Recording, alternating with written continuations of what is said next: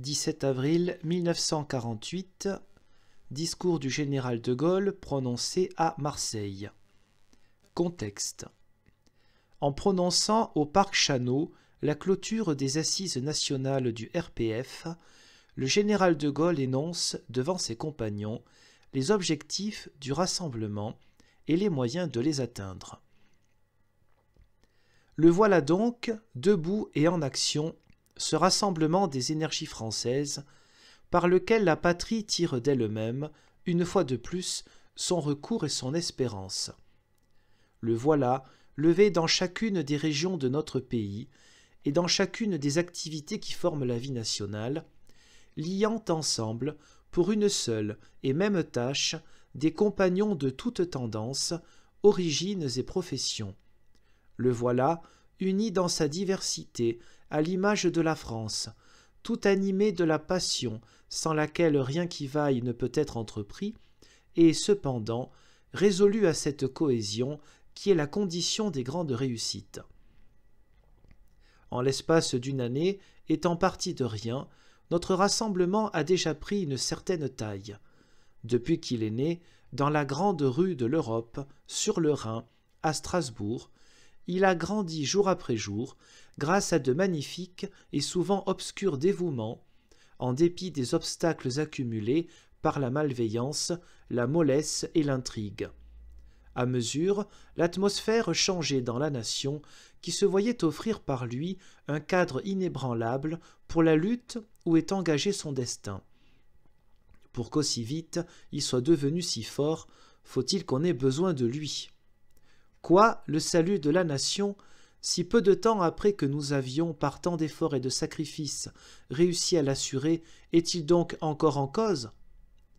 Que certains, qui travaillent pour leurs maîtres étrangers, hurlent à la provocation quand on montre cette évidence.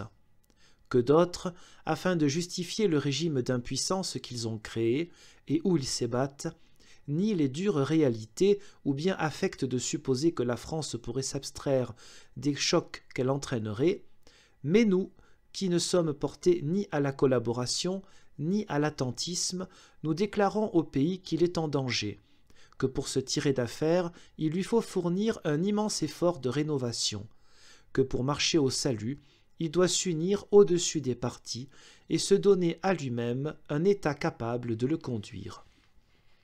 Et, l'ayant dit, nous nous rassemblons pour le faire. J'ai parlé d'un immense effort.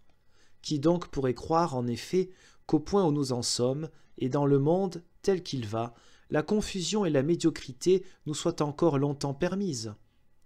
Tandis que le sombre attrait de la termitière sollicite les Français, à proportion des misères, des injustices, des désordres qu'ils ont eus et ont à subir, tandis que s'organise, de la Baltique à l'Adriatique, l'énorme bloc de ressources et de sujets dont la dictature du Kremlin fait l'instrument de ses ambitions, tandis que la menace qui pèse sur l'Amérique pourrait l'amener à voir des assistés et non point des alliés, dans les États qui n'aligneraient pas une puissance réelle à côté de sa puissance, il ne faut pas nous figurer que nous pourrons rester la France sans renouveau économique et social, sans cohésion impériale, sans action extérieure, sans défense nationale. Mais c'est à cela justement que nous appelons les Français. Renouveau économique et social. Pour nous, il est bien entendu qu'il ne s'agit pas là d'ajouter une expérience à toutes celles que nous avons subies. Nous voulons, nous, que le budget de l'État soit mis en équilibre, non par l'accroissement des impôts, mais par la compression des dépenses, la restauration de l'autorité à tous échelons administratifs, la mise en ordre des entreprises nationalisées, la réforme du fonctionnement des assurances sociales. Nous voulons que la production française soit accrue. La production agricole d'abord, par l'équipement et le groupement rationnel des exploitations, le concours du travail de toute notre jeunesse, la création d'une ambiance nationale d'estime et d'encouragement à l'égard de ceux qui remuent de leurs mains la terre de France. La production industrielle aussi, notamment par l'avènement de l'association au lieu et place de la lutte des classes ou de l'exploitation des hommes par des hommes. Oui, l'association par laquelle, dans toute entreprise, chacun de ceux qui y participent verra le capital que constitue sa capacité de travail rémunérée au-delà du minimum vital et suivant le rendement collectif, exactement comme tous les autres capitaux immobiliers et mobiliers sont rémunérés au-delà de leur conservation ou de leur entretien. Oui, l'association qui placera sur le même plan de dignité tous ceux qui contribuent à l'œuvre économique commune fera que l'ingénieur, l'agent technique, l'ouvrier, l'employé, à tout échelon, seront des sociétaires et fera du patron, aux yeux de son personnel, non point l'homme qui paie, mais le chef dont la valeur, l'indépendance, l'autorité sont nécessaires à l'avantage de tous. Oui, l'association qui, formée pour le rendement et pour le progrès, régénérera le syndicalisme et, en outre, prendra à son compte ces éléments du rendement collectif que sont l'apprentissage, la formation technique, la sélection des meilleurs depuis le bas jusqu'en haut. Oui, l'association, dont nous attendons un grand élan de productivité et un climat social nouveau. Cohésion impériale. Nous entendons mettre un terme aux oscillations tâtonnantes et contradictoires que depuis 2 ans subit l'action publique dans les territoires d'outre-mer. Nous entendons réaliser ce que nous-mêmes avons commencé depuis les jours historiques de Brazzaville et d'Alger, faire en sorte que chaque État, ou bien chaque territoire, reçoive la possibilité soit de se gouverner, soit de s'administrer lui-même, dans la mesure où le permet le degré de son développement. Mais nous tenons pour nécessaire que l'Union française forme un tout de nature fédérale, constitué autour de la France, et pour lequel la France assure, en tout cas, la représentation extérieure, la défense et les dispositions économiques communes. Cela s'applique à l'Indochine, où rien ne serait plus contraire à l'intérêt de tout le monde que de bâcler actuellement une solution de lassitude. C'est dans ce cadre ferme et loyal que nous appelons les élites de l'Union française à jouer leur rôle dirigeant et les masses à suivre la France vers le progrès. Action extérieure. Puisque l'Europe est coupée en deux, puisque, hélas, Moscou, Varsovie, Budapest, Bucarest, Sofia, Belgrade, Prague ont été plongés dans cette nuit où l'on ne distingue plus les visages, il faut bâtir l'Europe occidentale comme un gouvernement d'États liés entre eux, pour une économie et éventuellement pour une défense commune. Mais, de ce groupement, le centre physique et moral, c'est la France. À nous d'agir en conséquence. À nous, en particulier, de faire en sorte que les Allemands y entrent un jour pour s'y faire une vie nouvelle, non point sous forme d'un Reich en puissance ou en devenir, mais bien comme des États souverains et fédérés. Quant à la coopération entre l'Amérique et l'Europe, nous pensons qu'elle doit dépasser le domaine économique et prendre le caractère d'une garantie politique et stratégique réciproque. Dès lors, c'est de la France européenne et africaine que dépendrait surtout la valeur que cette garantie présenterait pour les États-Unis. À nous d'agir de telle façon qu'en échange, elle comporte pour nous une efficacité puissante et rapide dans le respect de notre indépendance. Enfin, c'est quand cela sera fait et que le monde libre se trouvera réellement solidaire et organisé qu'il lui faudra se tourner vers la Russie soviétique et tenter de fixer avec elle les conditions d'une véritable paix. Défense nationale. Il est grand temps que la France connaisse et fasse connaître que, si on l'attaque, elle sera défendue. Nous voulons, nous, que, le cas échéant, elle le soit tout entière et par tous les moyens.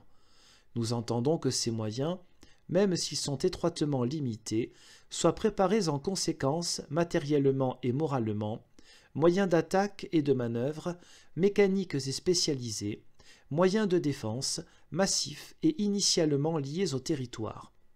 Nous tiendrons pour criminels une politique et une stratégie qui, sous prétexte qu'il existe ailleurs de foudroyantes bombes atomiques, abandonneraient délibérément le sol de la métropole, d'abord à l'invasion des uns, puis au bombardement des autres. Nous prétendons que l'organisation et les responsabilités à l'intérieur du gouvernement et du commandement, dans ce domaine vital pour le pays, doivent être nettement fixées et publiquement connues. Bref, nous exigeons que soit dissipée cette atmosphère d'abouli et de renoncement qui est la plus indigne et la plus dangereuse. Dans la situation du monde, ce sont les faiblesses des hommes libres qui excitent les ambitions mauvaises et découragent les justes résistances. Que la France fasse son devoir. Qu'il s'agisse, d'ailleurs, d'économie, de santé sociale, d'union française, de politique étrangère ou de défense nationale, la décadence ne nous menacerait pas si les assises sur lesquelles repose la vie profonde du pays, famille, éducation, moralité, étaient fermement cimentées. À cet égard, comme aux autres, nous entendons susciter et diriger la rénovation française, en appelant à nous y aider toutes les grandes sources spirituelles et morales qui font corps avec le pays, et l'ont, de tout temps, soutenu dans ses épreuves, éclairé dans ses progrès, inspiré dans ses traditions. Mais, quand on vise comme nous à la rénovation de la France, il saute aux yeux que rien ne peut être fait d'efficace et de solide sans la rénovation de l'État. C'est là qu'il faut en venir, parce que c'est de là qu'il faut partir.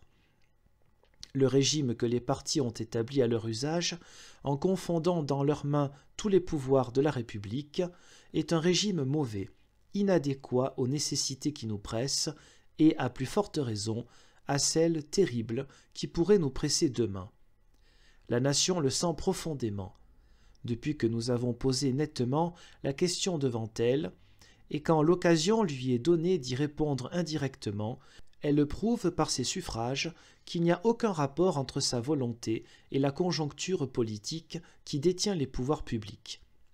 Les élections municipales d'octobre, celles toutes récentes de l'Assemblée algérienne, bien qu'elles fussent les unes et les autres, en vertu de leur objet même, fortement marquées par les contingences locales, en ont fourni les démonstrations littéralement écrasantes. Dès lors, ceux qui prétendent gouverner la nation, où puiseraient-ils cette confiance sans laquelle ce qui devait être fait ne se fait pas ou se fait mal, et faute de quoi la tempête, si elle venait à se lever, ne trouverait point l'État en mesure de lui tenir tête? Allons, allons, il aurait fallu déjà, il faut en tout cas, au plus tôt, des élections générales. C'est par là que notre pays pourra sceller en lui-même et manifester devant le monde son union en face du péril. C'est par là que sera établie la profonde légitimité républicaine, qui est l'accord de la nation avec les pouvoirs publics. C'est à partir de là, enfin, que les institutions pourront être réformées. Quant à nous, nous ne pouvons que condamner formellement toute combinaison, parlementaire ou autre, dont l'effet serait de prolonger la situation présente. Au contraire, nous sommes tout prêts à considérer sans exclusive comment pourrait se faire, dans une consultation populaire décisive, le regroupement des suffrages de tous ceux et de toutes celles qui mettent au-dessus de toutes les divisions l'intérêt de la France en danger. Ah, mes compagnons, quelle tâche est la nôtre, au peuple français dans l'inquiétude, et demain peut-être dans l'angoisse, c'est à nous de montrer les objectifs du salut. C'est à nous de l'encadrer, de le soutenir, de l'unir. C'est pour le conduire jusqu'au but que nous nous organisons, matériellement et moralement. Notre mission, nous l'accomplissons suivant les voies et moyens de la démocratie que nous-mêmes avons restaurée, en même temps que l'indépendance et la gloire de la France. Mais nous nous tenons prêts à accomplir nos devoirs quoi qu'il arrive, et alors même que l'édifice s'écroulerait une fois encore, ne nous laissant comme loi suprême que le salut de la patrie. La patrie, rassemblée à son appel, comme nous sommes forts, nous, ses enfants, après nous être les uns les autres reconnus.